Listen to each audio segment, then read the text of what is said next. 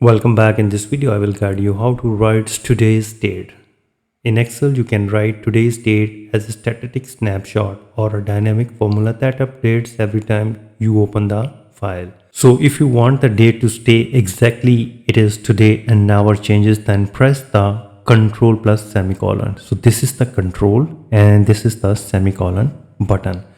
So for this, you need to place the cursor in the cell and press the Ctrl and semicolon, and here you can see that. Moreover, if you want the date to automatically update to the current day whenever you open the spreadsheet, now you have to put the today's date only and type the equal sign and put today function, open the bracket and close the bracket and press enter.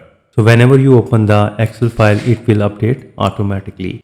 Moreover, if you want to insert the date and current time, then type equal sign and use the now function, open the bracket and close the bracket and hit enter. And here you can see that current date and time is inserted. Moreover, if the date appear as a random number like this one, you need to change the format. So right click and select the format cells. So go to the number tab and select date. And now choose your preferred style date. Like this one, you can use this date and click OK. And now stretch the column size.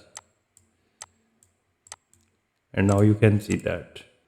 So if you want a specific custom format date, then you need to use this formula, put the equal sign, type text, open the bracket, type today, open the bracket, close the bracket, comma, space, double quote and type D 4 times, comma, space, type 3 times M, space, type 2 times D and double quote and close the bracket and hit enter. So this is the specific custom format you want to insert. So if you think this video is helpful, please support my channel. Thanks for watching.